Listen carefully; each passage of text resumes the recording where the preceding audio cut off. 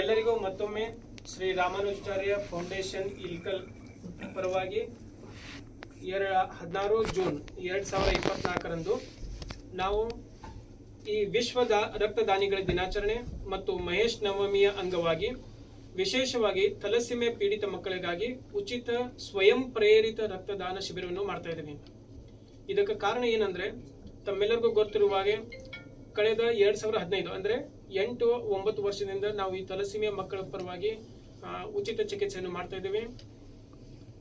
ಇಲ್ಕಲ್ ಸುತ್ತಮುತ್ತಲಿನ ತಾಲೂಕಿನ ಮತ್ತು ಬಿಜಾಪುರ, ಬಾಗಲಕೋಟೆ, ಗದಗ ಜಿಲ್ಲೆಯಲ್ಲಿ ಕೂಡ ಥಲಸೀಮಿಯಾ ಮಕ್ಕಳಿದ್ದಾರೆ.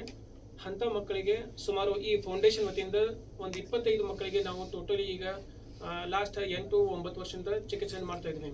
ಅದರಲ್ಲಿ ಯಾಕೆ ಇವ್ರಿಗೆ ಮಾಡಬೇಕು ಉದ್ದೇಶ ಏನಂದ್ರೆ ನಿಮಗೆಲ್ಲರೂ ಗೊತ್ತಿರಬೇಕು, ಈ ಮಕ್ಕಳಿನಲ್ಲಿ ರಕ್ತ ಉತ್ಪತ್ತಿ ಆಗುವುದಿಲ್ಲ. ಅವರಿಗೆ 15ರಿಂದ 21 ದಿವಸಕ್ಕೊಮ್ಮೆ ರಕ್ತ ವರ್ಗಾವಣೆ ಮಾಡಬೇಕು. ಎಲ್ಲಿ ಮಟ್ಟ ಅಂದ್ರೆ ಅವರು ಲೈಫ್ ಇರೋ ತನಕ. ಈ ಕಾಯಿಲೆ ಸ್ಟಾರ್ಟ್ ಆಗೋದು 2-3 ತಿಂಗಳಿಗೆ ಚಾಲು ಆಗ್ತದೆ. 2-3 ತಿಂಗಳಕ್ಕೊಮ್ಮೆ ಕಾಯಿಲೆ ಚಾಲು ಆತಂದ್ರೆ ಅಲ್ಲಿಂದ ಹಿಡಿದು ಪ್ರತಿ 21 ದಿವಸಕ್ಕೊಮ್ಮೆ ನಾವು ರಕ್ತ ವರ್ಗಾವಣೆ ಮಾಡಲೇಬೇಕು. ಅದೇ ಅವ್ರಿಗೆ ಲೈಫ್. ಯಾಕಂದ್ರೆ ಅವರಲ್ಲಿ ರಕ್ತ ಉತ್ಪತ್ತಿ ಆಗೋದಿಲ್ಲ. ಈಗ ರಕ್ತ ಸೈನ್ಸ್ ನಾವೆಲ್ಲ ಹೇಳ್ತೀವಿ, ಸೈನ್ಸ್ ಸಾಕಷ್ಟು ಮುಂದುವರೆದಿದೆ. ಬಟ್ ಇಷ್ಟೆಲ್ಲ ಮುಂದುವರೆದ್ರೂ ಕೂಡ ರಕ್ತವನ್ನು ತಯಾರು ಮಾಡಲಿಕ್ಕೆ ಇನ್ನ ಮಟ್ಟ ಸಾಧ್ಯ ಆಗಿಲ್ಲ. ಸೊ ಅದಕ್ಕೆ ಏನಾಗ್ತದೆ ಅಂದ್ರೆ ರಕ್ತ ಯಾರಾರದು ಕೊಟ್ರೆ ಮಾತ್ರ ನಮಗೆ ರಕ್ತ ಸಿಗ್ತದೆ. ನಾವು ಈ ವೇದಿಕೆ ಮುಖಾಂತರ ಎಲ್ಲರನ್ನು ವಿನಂತಿ ಏನ್ ಮಾಡ್ತಾ ಇದ್ವಿ ಅಂದ್ರೆ ರಕ್ತ ತಯಾರು ಮಾಡಕ್ ಆಗಂಗಿಲ್ಲ. ಅದಕ್ಕೆ ನಾವು ನಿಮ್ಮನ್ನು ಪ್ರತಿ ಸಲ ಈ ತರ ವಿನಂತಿ ಮಾಡಿಕೊಂಡು ರಕ್ತದಾನ ಮಾಡ್ರಿ ಅಂತ ಕೇಳ್ತೀವಿ. ಯಾಕಂದ್ರೆ ಈಗ ಕೆಲವೊಬ್ರು ಹೇಳ್ತಿರ್ತಾರೆ, ಇರ್ಲಿ ಸರ್ ನಾವು ಎಮರ್ಜೆನ್ಸಿ ಇದ್ದಾಗ ನಮ್ಗೆ ಕರಿ ನಾವು ಬಂದು ಕೊಡ್ತೀವಿ ಅಂತ ಹೇಳ್ತಾರೆ. ಒಪ್ಕೊಂತೀನಿ, ನೀವು ಹೇಳೋದು ಸರಿ ಅದ. ಬಟ್ ಇವರಲ್ಲಿ ನಮ್ಮಲ್ಲಿ 25 ಮಂದಿ ಮಕ್ಕಳು ಇದಾರೆ ಅಂದ್ಮೇಲೆ ಪ್ರತಿ 21 ದಿವಸಕ್ಕೊಮ್ಮೆ ನಾವು ರಕ್ತ ಹಾಕ್ಬೇಕಂದ್ರೆ ನಮಗೆ ತಿಂಗಳಿಗೆ 40ರಿಂದ 50 ರಕ್ತದ ಬಾಟ್ಲಿ ಬೇಕಾಗ್ತದೆ. ಸೊ ನಾನು ಪ್ರತಿ ದಿವಸ ಯಾರಿಗಾದ್ರೂ ಬರ್ರಿ ಸರ್ ರಕ್ತ ಕೊಡ್ರಿ, ಬರ್ರಿ ಸರ್ ರಕ್ತ ಕೊಡ್ರಿ ಅಂತ ಕೇಳೋಕ್ಕಿಂತ ನಮ್ಮನ್ನ ಈ ಪರಿಸ್ಥಿತಿನ ಬರೋದು ಬೇಡ. ಕೇಳುವುದು ಪರಿಸ್ಥಿತಿನ ಬರಬಾರ್ದಂದ್ರೆ ಏನಾಗ್ತದ್ರೆ ತಾವು ಸ್ವಯಂ ಪ್ರೇರಿತವಾಗಿ ಬಂದು ರಕ್ತದಾನ ಮಾಡಿದ್ರೆ ನಮಗೆ ಆ ಟೈಮ್ನಲ್ಲಿ ರಕ್ತ ಸಿಕ್ಬಿಡ್ತದೆ. ಇನ್ನೊಂದು ಲಾಸ್ಟ್ ಟೈಮ್ ಕೂಡ ಭಾಳ ಮಂದಿ ಹೇಳಿದ್ರು, ಇರ್ಲಿ ಸರ್ ನಾವು ನಮಗೆ ಹಿಂಗ ಕ್ಯಾಂಪ್ನಲ್ಲಿ ನಾವು ಕೊಡಂಗಿಲ್ಲ, ನಾವು ಎಮರ್ಜೆನ್ಸಿ ಬಂದ್ರೂ ಕೊಡ್ತೀವಿ. ಏನ್ ಗ್ಯಾರಂಟಿ ಇದೆ ಇವತ್ತು ನನಗೆ ರಕ್ತ ಬೇಕನ್ನಾಗ ನೀವು ಕರೆಕ್ಟ್ ಆ ಪೊಸಿಷನ್ ಅಲ್ಲಿ ಕೊಡುವಂಗ ಶಕ್ತಿಯಲ್ಲಿ ಇರ್ತಿರೋ ಕೆಲವು ನಮ್ಮನ್ನು ಕಾಯಿಲೆ ಕೂಡ ಇರ್ಬೋದು, ಕೆಲವೊಮ್ಮೆ ನೀವು ಔಟ್ ಆಫ್ ಸ್ಟೇಷನ್ ಇರ್ತೀರಿ. ಸೊ ಇಂಥವೆಲ್ಲ ಆಗ್ಬಾರ್ದು ಉದ್ದೇಶಕ್ಕೆ ನಾವು ರಕ್ತದಾನ ಶಿಬಿರವನ್ನು ಮಾಡಿ ಯಾವಾಗ ಕೂಡ ಸ್ಟಾಕ್ ನಲ್ಲಿ ಇತ್ತಂದ್ರೆ ನಾವು ಆರಾಮಾಗಿ ಅವ್ರು ಕೂಡ ರಕ್ತ ಹಾಕ್ಬೋದು. ಯಾಕಂದ್ರೆ ಭಾಳ ಸಲ ನೋಡಕತ್ತೀವಿ ನಾವು ಲಾಸ್ಟ್ ಒಂದು 2-3 ತಿಂಗಳಲ್ಲಿ ಏನಾಗಿತ್ತಂದ್ರೆ ಈಗ ಕ್ಯಾಂಪ್ಸ್ ಕೂಡ ಆಗ್ತಾ ಇರಲಿಲ್ಲ. ಆಮೇಲೆ ಪ್ರತಿ ಸಲ ಇವ್ರ ಮಕ್ಕಳು ಬರಬೇಕು, ಬೆಳಿಗ್ಗೆ ತಮ್ಮ ಊರ್ಲಿಂದ, ಆಮೇಲೆ ಇಲ್ಲಿದವ್ರು ಇಲ್ರಿ, ಅವರು ಸುತ್ತಮುತ್ತ ಹಳ್ಳಿಲಿಂದ ಬರ್ತಾರೆ. ಅವರೆಲ್ಲ ತಮ್ಮ ಕೆಲಸಗಳನ್ನ ಬಿಟ್ಟು ಬರ್ತಾರೆ. ರಕ್ತ ಇಲ್ಲ ಮೇಲೆ ಅವ್ರಿಗೆ ಏನು ಅಂತ ಸರ್ ಇವತ್ತು ರಕ್ತ ಅರೇಂಜ್ ಆಗ್ತಾ ಇಲ್ಲ, ನಾಳೆ ಮತ್ತೆ ಬರ್ರಿ ಅಂತ ಹೇಳ್ತೀವಿ. ನಾಳೆ ಬರ್ತಾರೆ. ಸೊ 2 to 3 days ವೇಟ್ ಮಾಡ್ಬೇಕಾಗ್ತದೆ. ಸೊ ತಮ್ಮೆಲ್ಲ ಕೆಲಸ ನೋಡ್ರಿ, ಒಂದ್ಸಲ ಕಾಯಿಲೆ ತಂದು ಯಾರಾದ್ರೂ ಮಾಡ್ಬಿಡ್ತಾರೆ. ಅವ್ರ ಜೀವನದಲ್ಲಿ ಅವ್ರ ಒಂದು ಡೈರಿನಲ್ಲಿ ಬರ್ದ ಇಟ್ಬಿಡ್ತಾರೆ, 15 ದಿವಸಕ್ಕೂ ನಾವು ಆಸ್ಪತ್ರೆಗೆ ಕಾಣಬೇಕು. ಬರೀ ಮಗು ಅಲ್ರಿ, ಮಗುವಿನ ಜೊತೆ ತಂದೆ ತಾಯಿ ಕೂಡ ಬರ್ತಾರೆ. ಕೆಲವೊಮ್ಮೆ ತಂದೆ ಏನೋ ಕೆಲಸ ಅಜ್ಜ ಅಜ್ಜಿ ಬಂದಿರ್ತಾರೆ. ಸೊ ಅವ್ರನ್ನ ನಾವು ಹಿಂಗೆ ಅಡ್ಡಾಡ್ಸಕ್ಕೆ ಸ್ಟಾರ್ಟ್ ಮಾಡಿದ್ರೆ ತೊಂದರೆ. 2ಲಿಂದ ಸ್ಟಾರ್ಟ್ ಆಗಿತ್ತು, ಕ್ರಮೇಣವಾಗಿ ಬೆಳ್ಕೊಂತ 25 ಮಂದಿ ಆಗಿದ್ರು. 25 ಮಂದಿನಲ್ಲಿ ನಾವು ಈ ಫೌಂಡೇಶನ್ ವತಿಯಿಂದ 4 ಮಂದಿಗೆ ಬೋನ್ ಮ್ಯಾರೋ ಟ್ರಾನ್ಸ್ಪ್ಲಾಂಟ್ ಮಾಡಿದ್ವಿ ಲಾಸ್ಟ್ 3 ಇಯರ್ಸ್ನಲ್ಲಿ. ಸೊ ಅವ್ರು 4 ಆರಾಮಾಗಿ ಹೋಗಿದ್ದಾರೆ. ಈಗ ಅವ್ರಿಗೇನು ಮತ್ತೆ ರಕ್ತ ಹಾಕೋದ ಪರಿಸ್ಥಿತಿ ಬರಲಿಲ್ಲ. ಆ ನೆಕ್ಸ್ಟ್ 21ರಲ್ಲಿ ಒಂದು 3 ಮಂದಿ ಥಲಸೀಮಿಯಾ ಕಾಂಪ್ಲಿಕೇಶನ್ಸ್ಲಿಂದ ಡೆತ್ ಆಗಿದ್ದಾರೆ ಸರ್. ಕಾಂಪ್ಲಿಕೇಶನ್ದಾಗ ಒಂದು ರಕ್ತನ ಸಿಕ್ಕಿರಲಿಲ್ಲ, ಅಥವಾ ರಕ್ತ ಸಿಕ್ಕಿದ್ರು ಕೂಡ ಅವರಲ್ಲಿ ಆ ಕಾಯಿಲೆ ಗಂಭೀರತೆ ಜಾಸ್ತಿ ಇರೋದ್ರಿಂದ ಹೊಟ್ಟೆ ಎಲ್ಲ ಹೋಗ್ಕೊಂಡು ಹಾರ್ಟ್ ಫೇಲಿಯರ್ ಆಗಿ ಫೇಲ್ ಆಗ್ತದೆ. ಸೊ ಅಟ್ ಪ್ರೆಸೆಂಟ್ ನಮ್ಮಲ್ಲಿ ಈಗ 19, ಲಾಸ್ಟ್ 15 ದಿವಸ ಮುಂಚೆ ಇನ್ನೆರಡು ಮತ್ತೆ ಜಾಯ್ನ್ ಆಗುತ್ತೆ. ಸೊ 21 ಮಂದಿ ಮಕ್ಕಳಿಗೆ ಕರೆಕ್ಟಾಗಿ ಬರ್ತಾ ಇದ್ದಾರೆ sir. Bone marrow is only one solution sir? ಹೌದು ಸರ್, ಓನ್ಲಿ ಸೊಲ್ಯೂಷನ್ ಅದು ಬೋನ್ ಮ್ಯಾರೋ. ಬಟ್ ಒಂದು ನೀವು ಹೇಳಿದ ಪಾಯಿಂಟ್ ಕರೆಕ್ಟ್ ಅದ ಸರ್. ನಮಗೆ ಈ ಕಾಯಿಲೆ ಬರಬಾರ್ದು ಅಂತ ಹೇಳಿದ್ರೆ, ಕಾಯಿಲೆ ಯಾಕೆ ಬರ್ತದಂದ್ರೆ ತಂದೆ ಮತ್ತೆ ತಾಯಿನಲ್ಲಿ ನಾವು ಥಲಸೀಮಿಯಾ ಅಂದ್ರೆ 3 ತರ ಬರ್ತದೆ. Thalassemia major, thalassemia intermediate, thalassemia minor ಅಂತ ಹೇಳ್ತೀವಿ ಸರ್. ಇದು ಆನುವಂಶಿಕವಾಗಿ ಬರುವಂತ ಕಾಯಿಲೆ, ಸ್ವಾಭಾವಿಕವಾಗಿ ಬರಂಗಿಲ್ಲ. ಈಗ ಒಂದು ಮಗುಗೆ ರಕ್ತ ವರ್ಗಾವಣೆ ಯಾವಾಗಲೂ 15-20 ದಿವಸ ಯಾರಿಗೆ ಬರ್ತದೆ ಅಂದ್ರೆ ಥಲಸೀಮಿಯಾ ಮೇಜರ್ ಕಾಯಿಲೆ ಇತ್ತಂದ್ರೆ ಮಾತ್ರ ಅವರಿಗೆ ನಾವು ಈ ಬ್ಲಡ್ ಕಂಟಿನ್ಯೂಸ್ ಹಚ್ಚಬೇಕಾಗ್ತದೆ. ಇಂಟರ್ಮೀಡಿಯೇಟ್ ಇತ್ತು ಅಂತ ತಿಳ್ಕೊರಿ, ಅಂತ ಗಂಭೀರ ಕಾಯಿಲೆ ಗಂಭೀರತೆ ಕಡಿಮೆ ಇರ್ತದೆ. ಕಡಿಮೆ ಇತ್ತಂದ್ರೆ ಹೆಂಗೆ ಅವರಿಗೆ ವರ್ಷಕ್ಕೊಮ್ಮೆ ಅಥವಾ 3 ವರ್ಷಕ್ಕೊಮ್ಮೆ ಯಾವಾಗೊಮ್ಮೆ ಹಚ್ಚಬಹುದು. ಅವ್ರದ್ದು ಈ ಹಿಮೋಗ್ಲೋಬಿನ್ ಯಾವಾಗೂ 9-10ಕ್ಕಿಂತ ದಾಟಂಗಿಲ್ಲ, ಬಟ್ ಅದರಿಂದ ಅವ್ರಿಗೆ ಜಾಸ್ತಿ ತೊಂದರೆನೂ ಆಗಂಗಿಲ್ಲ. ಇನ್ನು ಮೈನರ್ ಏನು ಇರ್ತದಲ್ರಿ, ಮೈನರ್ನಲ್ಲಿ ಆ ಕಾಯಿಲೆಯ ಜೀನ್ ಇರ್ತದೆ, ಆದ್ರೆ ಅದರಿಂದ ಪರಿಣಾಮ ಅವ್ರಿಗೆ ಏನೂ ಆಗೋದಿಲ್ಲ. ಸೊ ಈಗ ತಲಸಿಮೆ ಮೇಜರ್ ಹುಟ್ಟಬೇಕು ಅಂದ್ರೆ ತಾಯಿ ಮತ್ತು ತಂದೆಯಲ್ಲಿ ಮೈನರ್ ಜೀನ್ ಇದ್ದೇ ಇರ್ತದೆ. ತಲಸಿಮೆ ಅಂದ್ರೆ ತಾಯಿಗಿನಲ್ಲಿ ತಲಸಿಮೆ ಮೈನರ್ ಇದೆ, ತಂದೆಯಲ್ಲೂ ಕೂಡ ತಲಸಿಮೆ ಮೈನರ್ ಇತ್ತಂದ್ರೆ ಪ್ರತಿ ಪ್ರೆಗ್ನೆನ್ಸಿನಲ್ಲಿ 25% ಅವರಿಗೆ ತಲಸಿಮೆ ಮೇಜರ್ ಮಗು ಹುಟ್ಟುವ ಚಾನ್ಸ್ ಇದೆ ಎವ್ರಿ ಪ್ರೆಗ್ನೆನ್ಸಿನಲ್ಲಿ. ಈಗ 10 ಸಲ ಪ್ರೆಗ್ನೆನ್ಸಿ ಆದ್ರೂ ಕೂಡ 10 ಪ್ರೆಗ್ನೆನ್ಸಿನಲ್ಲಿ 25% ತಲಸಿಮೆ ಮೇಜರ್ ಹುಟ್ಟಬಹುದು, 25% ನಾರ್ಮಲ್ ಮಗು ಹುಟ್ಟಬಹುದು, 50% ತಲಸಿಮೆ ಮೈನರ್ ಹುಟ್ಟಬಹುದು. ಇದು ಚಾನ್ಸ್ ಇದು. ಈಗ ನಮ್ಮ ನಸೀಬದು ಯಾವ ತರ ಹುಟ್ಟುತ್ತದೆ ಅಂತ ಹೇಳಿ.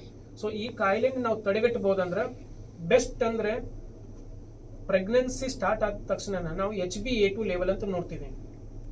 HbA2 ಲೆವೆಲ್ ಸಪೋಸ್ ತಾಯಿನಲ್ಲಿ 4ಕ್ಕಿಂತ ಮೇಲಿತ್ತು ಅಂದ್ರೆ ತಂದೆದು ಕೂಡ ನಾವು ಅದನ್ನ ತಲಸಿಮೆ ಚೆಕ್ ಮಾಡಬೇಕು, ಕೇರಿಯರ್ ಸ್ಟೇಟ್ ಅಂತ ಹೇಳಿ. ತಂದೆಗೂ ಇದು ಕಾಯಿಲೆ ಇತ್ತಂದ್ರೆ ಮಗುನಲ್ಲಿ ನಾವು ತಲಸಿಮೆ ಮೇಜರ್ ಐತೆ ಅಂತ ಕಾಯಿಲೆ ನೋಡ್ಕೋಬೇಕು. ಅದು ಇತ್ತು ಅಂದ್ರೆ ಅಬೋರ್ಷನ್ ಮಾಡಿಸೋದು ಬೆಸ್ಟ್. ಅಂದ್ರೆ ಯಾಕಂದ್ರೆ ಅದು ಹುಟ್ಟಿತ್ತಂದ್ರೆ ಅದಕ್ಕೆ ದಾರಿನೇ ಇಲ್ಲ ರೀ.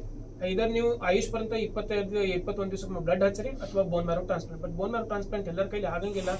20 to 30 lakhs ಒಂದು ಮಗು ಖರ್ಚಾಗ್ತದೆ. ಅದಕ್ಕೂ ಕೂಡ ಮ್ಯಾಚ್ಡ್ ಸಿಬ್ಲಿಂಗ್ ಬೇಕ್ರಿ. ಅಂದ್ರೆ ಅವ್ರು ಯಾವ್ದಾದ್ರು ಅಣ್ಣ ತಮ್ಮ ಆ ಕಾಯಿಲೆ ಇರ್ಲಿಲ್ಲ ಅಂದ್ರೆ ಅವ್ರಿಗೆ ಬೋನ್ ಮ್ಯಾರೋ ಮ್ಯಾಚ್ ಆಗ್ತಂದ್ರೆ ಅದಕ್ಕೆ ಮಾಡ್ಬೋದು. ಸರ್, ಈಗ ಬ್ಲಡ್ ಕ್ಯಾಂಪ್ ಮಾಡ್ತಾರಲ್ಲ, ಅದು ಎಷ್ಟು ದಿನ ಸಂಗ್ರಹ ಇಟ್ಕೋಬಹುದು ನಿಮ್ಮಲ್ಲಿ? ನಮ್ಮಲ್ಲಿ ನಾವು ಇಡ್ತಾ ಇಲ್ಲ ಸರ್. ಬ್ಲಡ್ ಬ್ಯಾಂಕ್ ಏನ್ ಬರ್ತದಲ್ಲ ಸರ್, ಅವರಲ್ಲಿ ಇಟ್ಟಿರ್ತಾರೆ. ಈಗ ಯಾಕಂದ್ರೆ ಅವರು ನಮಗೆ ಕಮಿಟ್ಮೆಂಟ್ ಏನಿದೆ ಅಂದ್ರೆ ನೀವು ಒಂದು ಕ್ಯಾಂಪ್ ಅಂತ ಹೇಳಿ ಮಾಡಿಸ್ಕೊಟ್ಬಿಟ್ರೆ ನಾವು ತಲಸಿಮೆ ಮಕ್ಕಳಿಗೆ ಟೋಟಲಿ ಫ್ರೀನೂ ಕೊಡ್ತಾರೆ ಸರ್ ಅವರು. ಅದಕ್ಕೇನು ಸಂಗ್ರಹಣ ಅಂದ್ರೆ ನಾವು ಬ್ಲಡ್ ಮಾಡಿದ್ರಂದ್ರೆ 28 to 30 days ಮಟ್ಟ ಇಟ್ಕೋಬಹುದು ಸರ್. ಬಟ್ ಅವ್ರು ಏನ್ ಮಾಡ್ತಾರೆ ಅಂದ್ರೆ ಈಗ ಸಪೋಸ್ ಒಂದು 200-100 ಆತಂತ ನಮಗೆ ಅಷ್ಟೇ ರಿಕ್ವೈರ್ಮೆಂಟ್ ಇರ್ಲಿಕ್ಕಿಲ್ಲ. ಅವಾಗ ಏನ್ ಮಾಡ್ತಾರೆ, ಸುತ್ತಮುತ್ತ ಬ್ಲಡ್ ಬ್ಯಾಂಕ್ಸ್ ಏನಿರ್ತಾವ್ರಿ ಎಕ್ಸ್ಚೇಂಜ್ ಮಾಡ್ಕೊಂತಿರ್ತಾರೆ. ಸೊ ಅವಾಗ ಅವಶ್ಯಕತೆ ಬಿದ್ದಲ್ಲಿ ಅವರಲ್ಲಿ ರಿಪ್ಲೇಸ್ಮೆಂಟ್ ಆಗ್ತಿರ್ತಾವೆ ಸರ್. ಅದನ್ನು ಸೊ ವೇಸ್ಟ್ ಆಗ್ಲಾರ್ದ ನೋಡ್ಕೊಂತಿರ್ತಾರೆ ಸರ್. ಸರ್ 30 ಲಕ್ಷ 40 ಲಕ್ಷ ಬಡ್ರಿಗೆ ಅಂಕರ್ ಅದನ್ನ ಮಾಡೋಕ್ಕಾಗಲ್ಲ ಸರ್. ಸೊ ಅದಕ್ಕೆ ಮೋಸ್ಟ್ ನನ್ನ ನಾಲೆಜ್ ಪ್ರಕಾರ ಇನ್ಸೂರೆನ್ಸ್ ಏನು ಕವರ್ ಆಗ್ಲಿಕ್ಕಿಲ್ಲ ಅಂತ ಸರ್. ಇಂಥವು ಕಾಯಿಲೆಗೆ ಜೆನೆಟಿಕ್ ಡಿಸೀಸ್ಗೆ ಇನ್ಶೂರೆನ್ಸ್ ಕವರ್ ಮಾಡಂಗಿಲ್ಲ, ಕವರ್ ಆಗಲ್ಲ. ಫೈನ್. ಸೊ ಯಾವುದೇ ಒಂದು ಮೇಜರ್ ಇರುವಂತಹ ಕಾಯಿಲೆಗಳಿಗೆ ಸರ್ಕಾರ ತನ್ನದೇ ಆದಂಥ ಈ ಕ್ಯಾನ್ಸರ್ ಪೇಷಂಟ್ಗಳಿಗೆ ಫ್ರೀ ಇದೆ, HIV ಪೇಷಂಟ್ಗಳಿಗೆ ಫ್ರೀ ಇದೆ. This is the major issue. ಯಾಕೆ ಗೌರ್ಮೆಂಟ್ ಲೆವೆಲಲ್ಲಿ ಫ್ರೀ ಮಾಡೋದಾಗಲಿ ಅಥವಾ ಸಬ್ಸಿಡಿ ಕೊಡೋದಾಗಲಿ ಅಥವಾ ಕಡಿಮೆ ದುಡ್ಡಿನಲ್ಲಿ ಮಾಡುವಂಥ ಪ್ರಯತ್ನಗಳನ್ನು ಯಾಕೆ ಮಾಡಲ್ಲ? ಯಾಕಂದ್ರೆ 34 lakh highly impossible. Sir government ನಲ್ಲಿ ಕೂಡ ಇದು ಸ್ಕೀಮ್ ಬಗ್ಗೆ ಇದೆ ಸರ್. ಗೌರ್ಮೆಂಟ್ ನಲ್ಲಿ ಈಗ ಪ್ರತಿಯೊಂದು ಸ್ಟೇಟ್ ನಂತರ CM ಫಂಡ್ ಅಂತ ಹೇಳ್ತೀವಿ. CM ಫಂಡ್ ಇಂದ 3 ಲಕ್ಷ ಬರ್ತದ. PM ಫಂಡ್ ಇರ್ತದ. PM ಫಂಡ್ ಇಂದ 5 ಲಕ್ಷ ಬರ್ತದ. ಬಟ್ ಇವು 5 ಲಕ್ಷ ಬರ್ಬೇಕು ಅಂದ್ರೆ ಅವ್ರು ಅಡ್ಡಾಡ್ಕೊಂತಿರ್ಬೇಕ್ರಿ, ಕಂಟಿನ್ಯೂಸ್ ಇದು ಮಾಡೋದಂದ್ರೆ ನಾವು ಲಾಸ್ಟ್ ಭಾಳ ಮಂದಿ ಟ್ರೈ ಮಾಡಕತ್ತೀವಿ ಸರ್. ಕೆಲವೊಮ್ಮೆ ಫಂಡ್ಸ್ ರಿಲೀಸ್ ಆಗ್ತಾರೆ, ಬಟ್ ಅದರದಂತ ತೊಂದರೆಗಳು ಭಾಳ ಇದಾವೆ. ನೀವು ಪ್ರತಿ ಸಲ ಹೋಗಿ ಅವ್ರ ಕೈ ಕಾಲು ಮುಗಿಬೇಕು. ಕೆಲವೊಮ್ಮೆ ಕೊಡ್ತಾರೆ, ಕೆಲವೊಮ್ಮೆ ಕೊಡಂಗಿಲ್ಲ. ಆಕ್ಚುಲಿ ನಮೀಗ ಎಸ್ಪೆಷಲಿ SC ST ದವ್ರಿಗೆ ಇದು ತಲಸಿಮೆ ಟೋಟಲಿ ಫ್ರೀ ಟ್ರಾನ್ಸ್ಪ್ಲಾಂಟ್ ಮಾಡ್ಬೇಕಂತ ಹೇಳಿ ಗೌರ್ಮೆಂಟ್ ಒಂದು ನಿರ್ದೇಶನ ಜಾರಿ ಮಾಡಿದ್ದಾರೆ. ಬಟ್ ಅವ್ರು ಏನ್ ಮಾಡ್ಯಾರ ಅಂದ್ರೆ ಜಯದೇವ ಹಾಸ್ಪಿಟಲ್ ಏನಿದೆ ಅಲ್ಲ ಸರ್, ಜಯದೇವ ಕಿಡ್ವಾಯ್ ಹಾಸ್ಪಿಟಲ್ ಮಾತ್ರ ಅದನ್ನ ಸೆಂಟರ್ ಇಟ್ಕೊಂಡಿದ್ದಾರೆ. ಬಟ್ ಕಿಡ್ವಾಯ್ ಸೆಂಟರ್ ಇಟ್ಕೊಂಡಾರ, ಅಲ್ಲೇ ಬೋನ್ ಮ್ಯಾರೋ ಟ್ರಾನ್ಸ್ಪ್ಲಾಂಟ್ ಮಾಡೋ ವೈದ್ಯರೇ ಇಲ್ಲ.